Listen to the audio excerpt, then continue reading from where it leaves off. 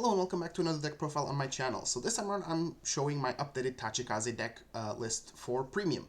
And a lot has happened since then. I was supposed to do an update, but I felt like there weren't enough changes to the deck that I would want to do an update. And also we've had some new product release and we had BRO, which was a really awesome event for Premium and just Vanguard in general. So this video is going to be on the longer side of things, so, sit back, relax, grab a drink or something, some snacks, and, enjoy the video because there's a lot of cards to go through. But before we go through the cards, I just have some quick things that I want to say. So first, don't forget to follow me on Twitter and Twitch. I'm pretty funny over there, and if you want more content, that's where you'll find it. And another thing is that this is my current deck list. This isn't my finalized deck list or anything. This is just my list at the time. I'm always changing cards and experimenting, but this list is also not the most competitive. There are more competitive lists out there that you can find. This is sort of like a template for you to build your deck off of. And I'm just showing some cards that I like and some cards that I think are really neat. And I'm also trying to make use of new cards that we got in Clan Collections Volume 1 and 2. Because with the introduction of heal guards and the new grade 3, Tachi for Premium has sort of changed a little bit in the way that it's played. It's still very much like Nebroska go burr, you just make a bunch of attacks, but you now have like a little bit better defense, and you have really awesome new grade 3. And then some shoutouts to Cardweeb and his Discord. Cardweeb is sort of like the Tachi guy on the Vanguard YouTube scene. So I'm pretty sure he's working on some like Tachi masterclass. But he sort of like inspired me to play Tachikaze as a whole.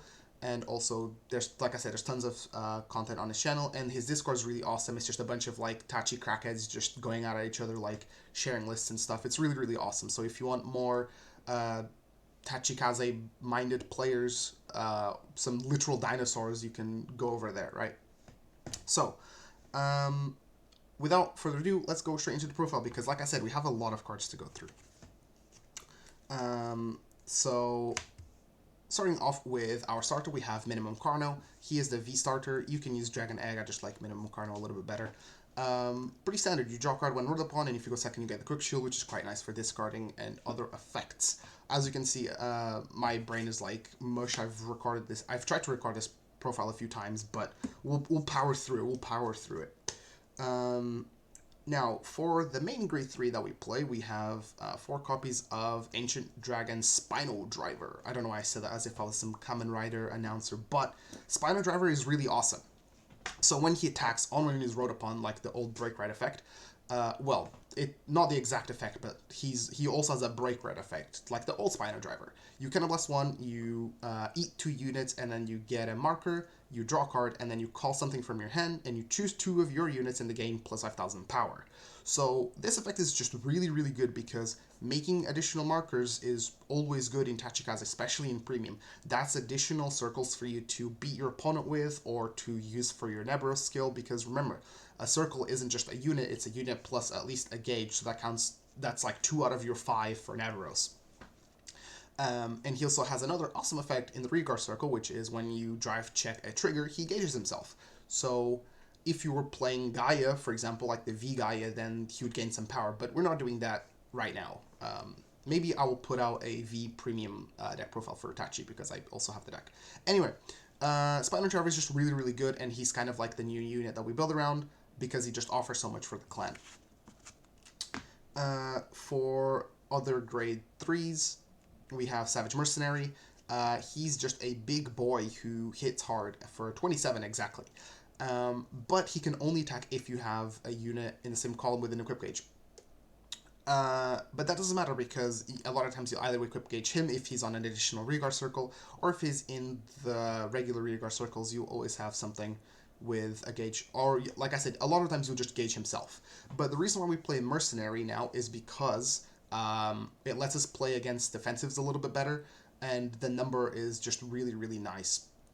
Especially when you can boost it, you're just going to consume cards out of your opponent's hand really quickly, and overall Savage Mercenary is pretty good. But there are other ways that you can use him. You can kind of use him creatively. So like You can gauge him off of like Savage Shooter. You basically, just Savage Shooter, put him under something if he's in the drop zone. And there is also a grade 2 that works quite well with him, so I'll go over those in a little bit. Like I said, I'm exhausted because I've tried to do this deck profile for a while, so if I ramble a little bit, I'm sorry. Now, for the best grade 2 in the clan, this thing has been carrying the clan since it came out. Like, please, can we just get like a grade 2 that does something as good as him? Is Megrex. Megrex's effect is pretty simple. When he attacks, you consume something, you draw a card, and then if he's on the rearguard circle, you can counterblast one and gain power for each equip gauge on him. So he's quite versatile in that way, where sometimes if you have the spare counterblast and you can stack some gauges on him, he can hit for decent numbers. But the fact that he just eats something and draws you a card for free is just really, really good to trigger all of your floating effects. He's, like I said, he's still the best grade 2 in the clan, and he's definitely like a 4 of because, you're trying to see him. For a familiar face, we have Reggio Don. We play 3 Reggio Don in Premium right now just because you are not trying to brick on him. This is going to sound really weird, but obviously you want to see him as he's one of the best rear guards that the deck one of the best rear guards that you have.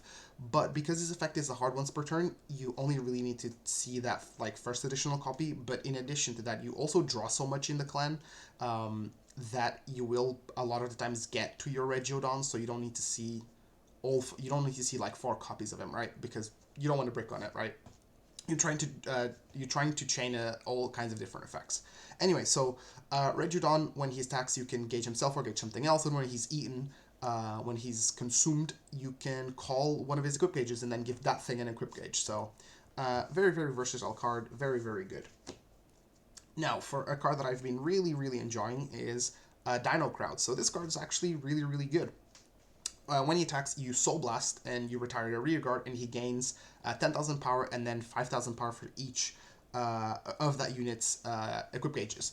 So right off the bat, he gains power by himself, which is good, and he doesn't use Counter Blast, which is really, really important because we have some ways to recharge Counter Blast, but to counter charge even, but we have Soul that we can use for things that for effects like this. I used to play 2 copies of Spino XOR in this spot, but I figured that I would want to spare my Counterblast for other things. And like I said, we don't use damage soul, so you can kind of use some of your soul on Dino Crowd. And he also has the same effect as a Spino driver, which is when you drive check a trigger, you can give him an equip gauge, which is quite good. Overall, a pretty good card right now. Some people don't run it, but I think it's a fun card to use. For another grade 2 that we play, I used to play this as a 1 of at one point, but I've bumped it up to 2, is Dilopho Pyro.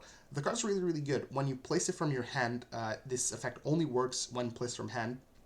You can counterblast 1, draw a card, and then you call something and you give it an equip gauge. The reason why this effect is really good, though, is when you combine it with Spino Driver. If you have the spare counterblast, you can then call something. And let's say that card in your hand is like a mercenary. Then you can give the mercenary that equip gauge immediately, and the mercenary can swing. So that's why this card is really... one of the reasons why this card is really good. Just for little combos like that, to just sort of chain your attacks together and create new boards over and over again. The other effect is that when it's placed from the equip gauge, it gains +10, so you can...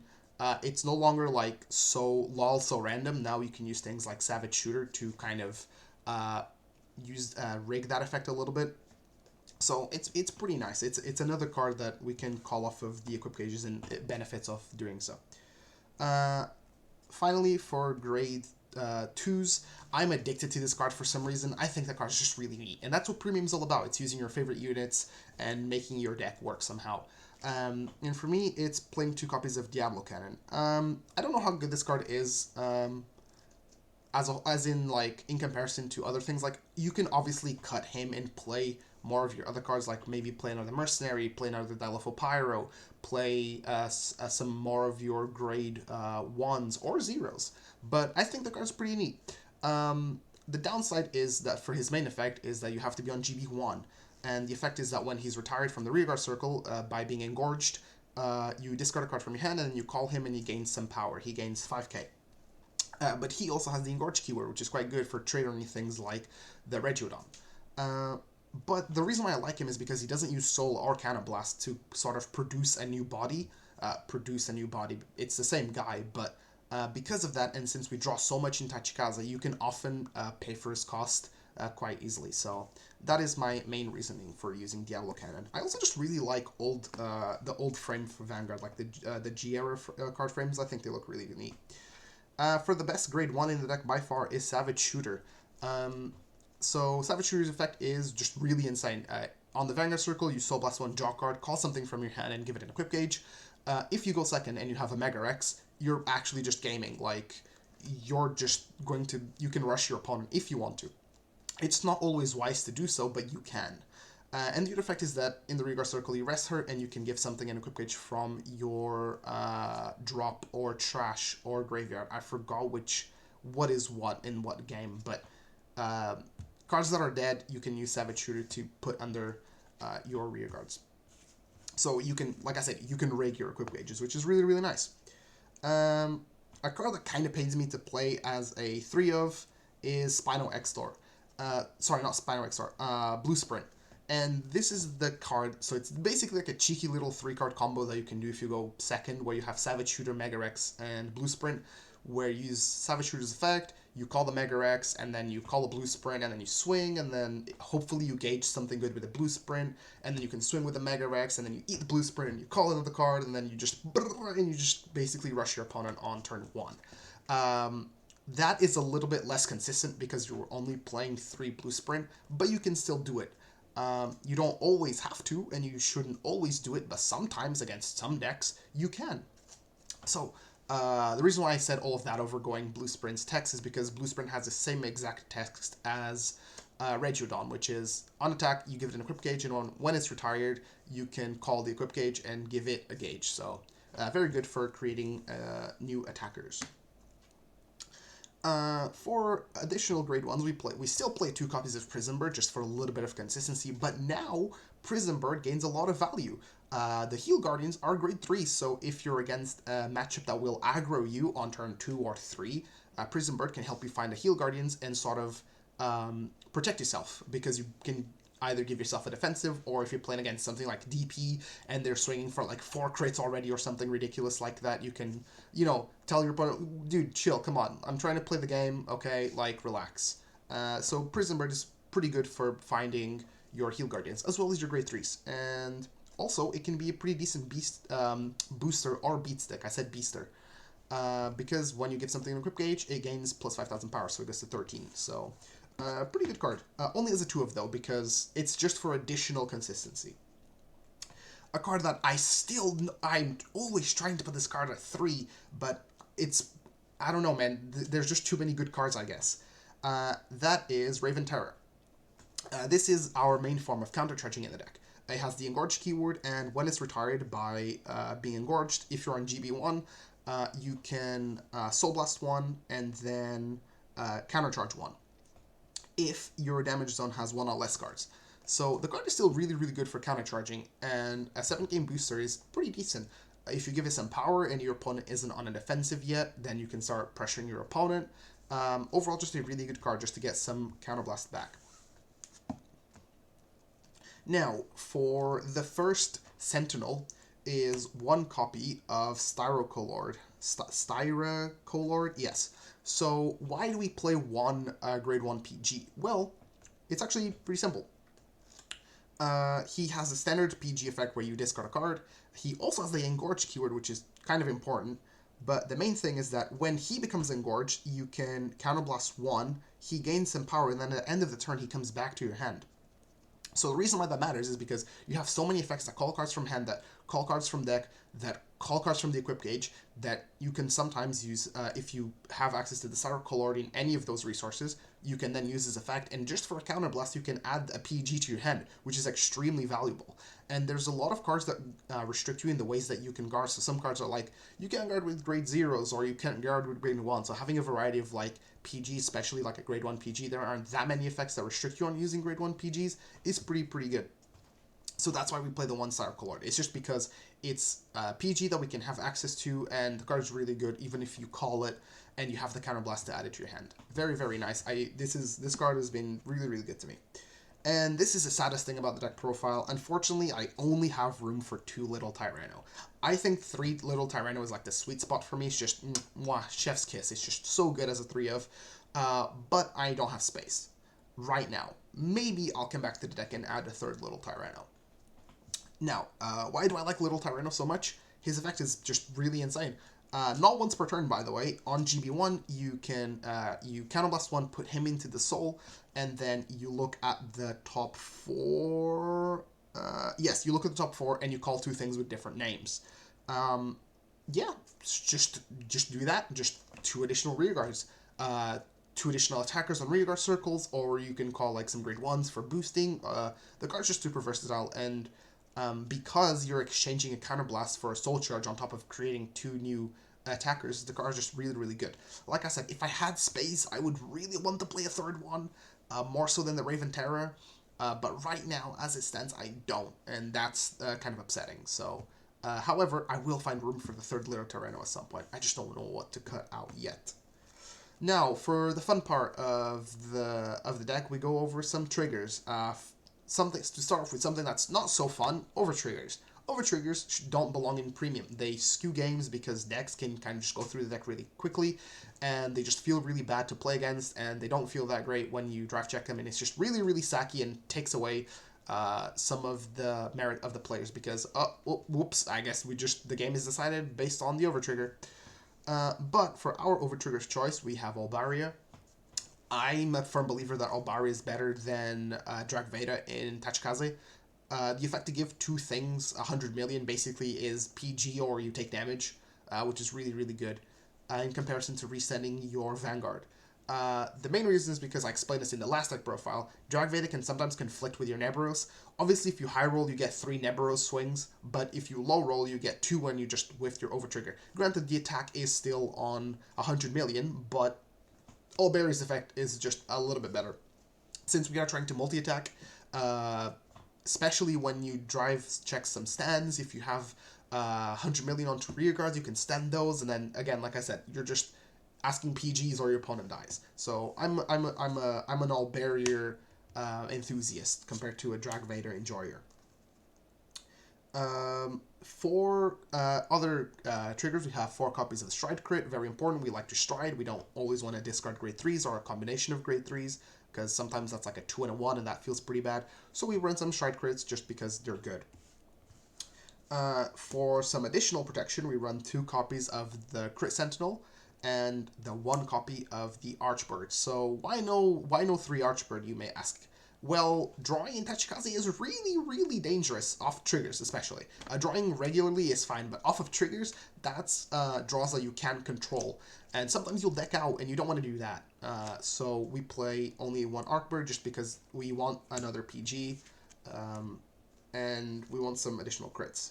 And then finally, for regular crits, for regular triggers, we have 4 copies of Cole Magnum.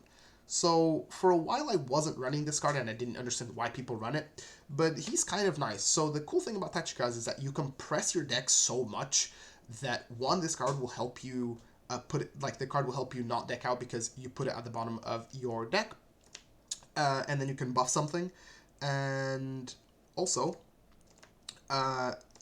you can drive check it. And when your deck is super compressed and you have a big beefy boy who is drive checking, and you drive check into the Cole Magnum, you're gaming because you can then resend that thing and then you can attack again. So when your deck is really, really small, Cole Magnum becomes really, really insane, and you can kind of loop these guys by you draw into them and you stand things and then you call them and then you retire them and you put them back into the deck and you just keep doing that over and over and over again. Very, very nice. And then finally, the Heal Guardians. I've talked so much about these guys and they really have changed the way that we play Premium. So, Heal Guardians. So their effect is pretty simple. They have 5k less shield than the regular grade 3, but when you place them on the Guardian Circle, if you did not write a grade 3,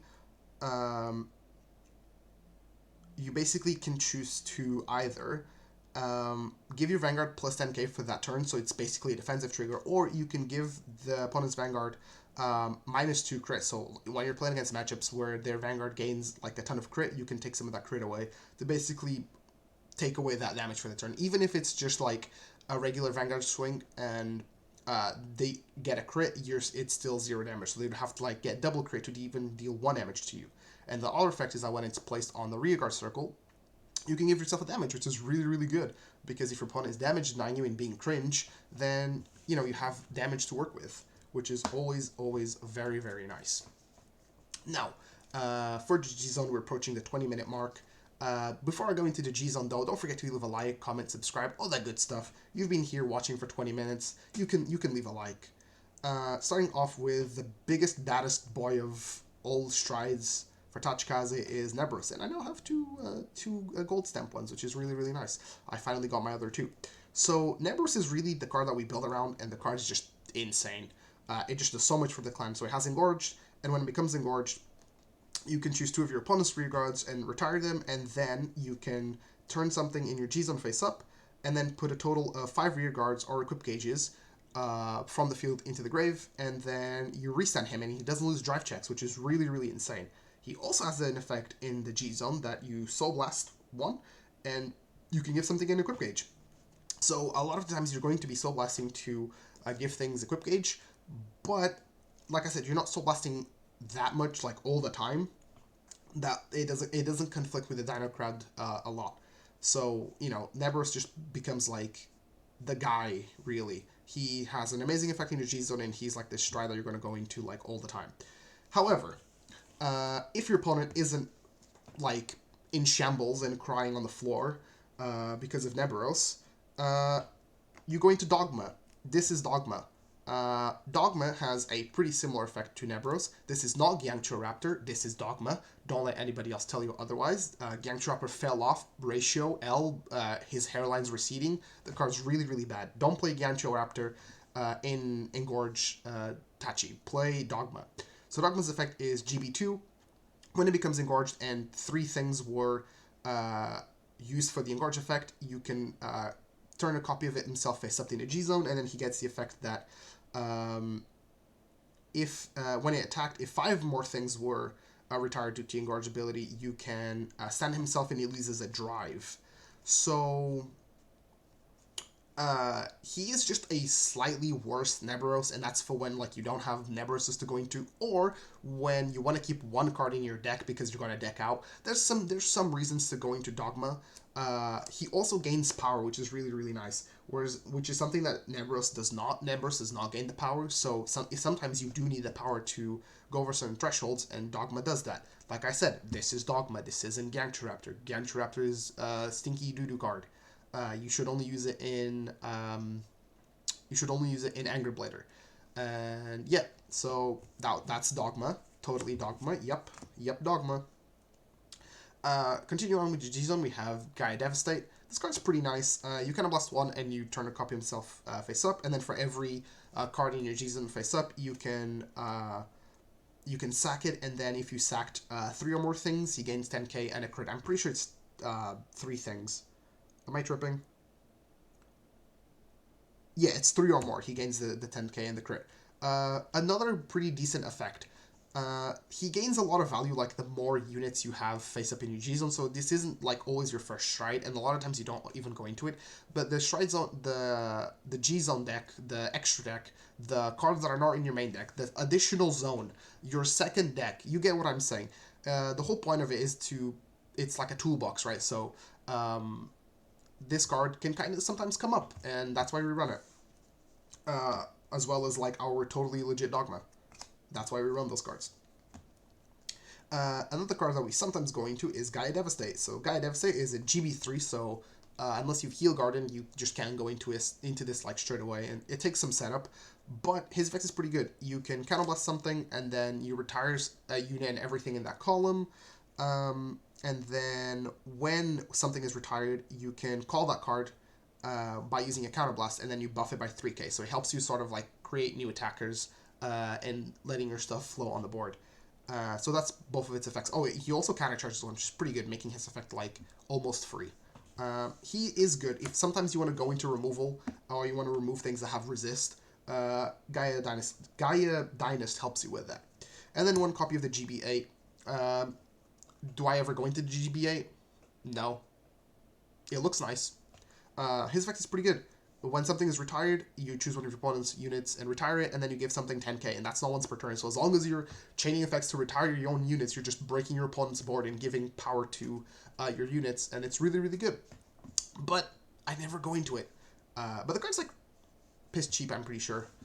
Shouldn't really be a whole lot for a GR because it's Tachikaze and not a lot of people like Tachi. But Tachi is really nice. Dinosaurs are cool. For G-Guards, we have 2 copies of Blockade Gangna. This is your go-to G-Guard. He helps you protect your units because even though you have to sack a unit for his effect, you do now, words. Now you go into your G-Guards more often because you're no longer running 20k shields. But blocking Gangna goes to 25, and then he, like I said, he also protects your units. You sack something, and then you give 2 things that if they leave the field, they go to your hand. So if your opponent is being cringe and trying to get rid of your units, you can early G-Guard with Blockade Gangna and then get those units back to your hand, which is pretty good. For the thickest shield in your deck, we have Bullish Primer. You have to turn a copy of himself face up, and he's also a GB1, but he gains power for each circle?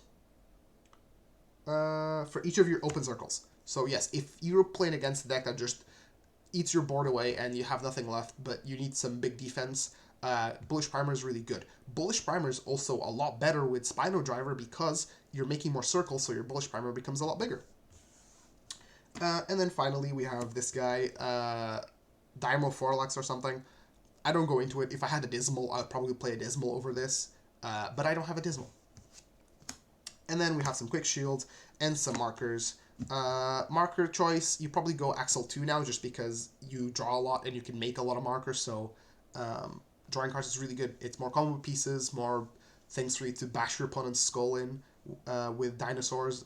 It's really great. So yeah, that's pretty much it for the deck profile. If you guys, again, did enjoy this video, don't forget to leave a like, comment, subscribe.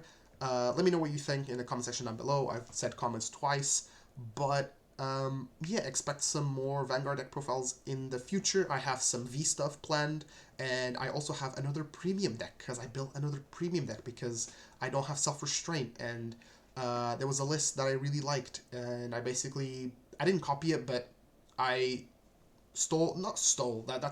that's a mean way to say things. I inspired myself, or that list inspired me to build the clan in premium because I already own the clan. This doesn't matter. Just go next.